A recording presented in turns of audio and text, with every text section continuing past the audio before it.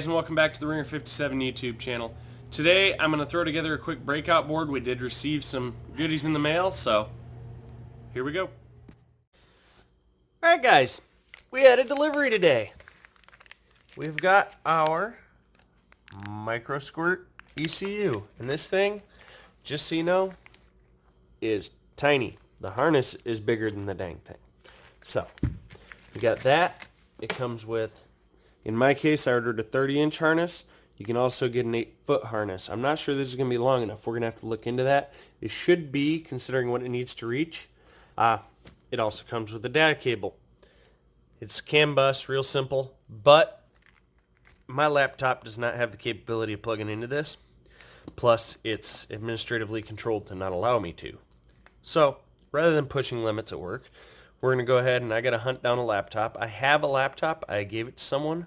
We're going to see if I can't put Tuner Studio on that and use that.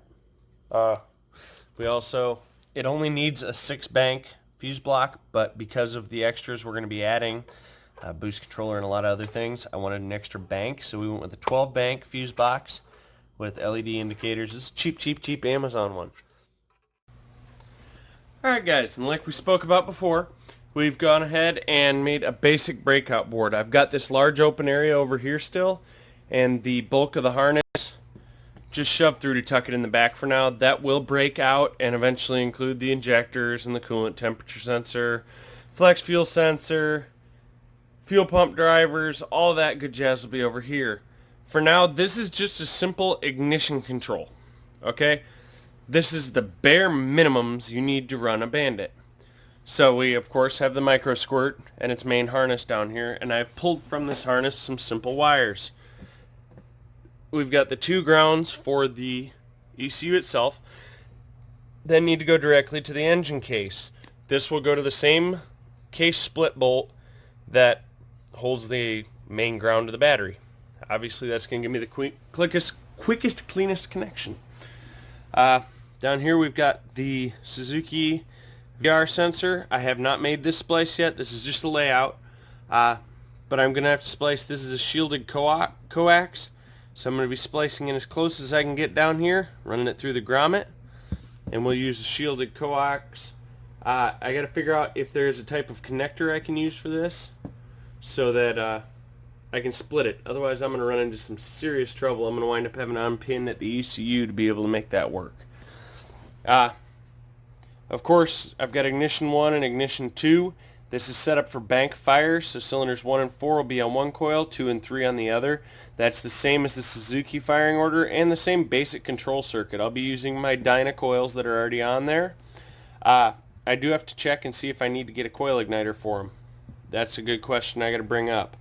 This is the ground control, like I said, so these will pulse based on when this wants the timing to be set at. They'll receive power from the main fuse block, which is receiving its power from battery positive going into a relay to the main fuse block. And then coming off of battery positive, I'll put a small inline fuse in this as close to the battery as I can. I have ignition.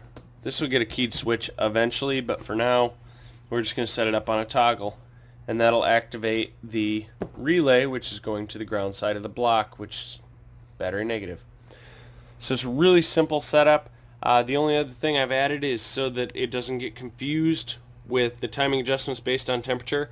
I am going to add the intake air temperature sensor to this mix, which is really simple. I've got a signal ground, which is ground through the ECU, and then I've got signal, which is pretty simple, pretty well put. So signal comes through 5 volts, out and back through ground.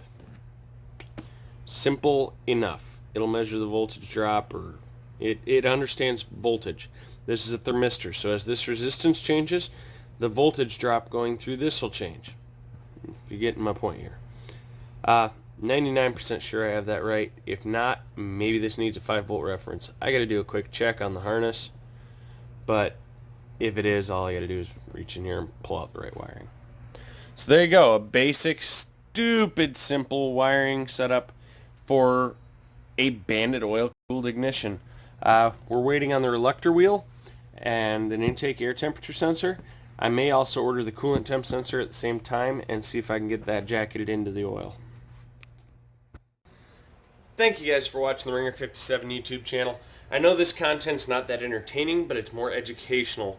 It's driven towards the background of what we're going to be getting into. We're getting into a big, serious build, which takes some preparation, and you got to step back and look at things. Open them out, spread them out, and get it in front of your eyeballs so you can see what you're working with. I will get all the sensors on that board, everything rigged up on that board, so I can diagnose any issues, any feedback I'm getting there, and eliminate it, put it on the bike, and I'll know that the bike was the change that caused the feedback. That's the big point of all this. I want to eliminate any external feedback sources. Hope you enjoyed the video, guys. If you did, please give me a like and a subscribe. If you want to follow this build, go ahead and hit that notification bell to get notifications after every video I post. This will be advancing slowly. Ooh, there we go. This will be advancing slowly for a while, but it'll pick up with time. So keep up with it. We're going to see if we can't get this fuel injection set up for about $1,000 bucks.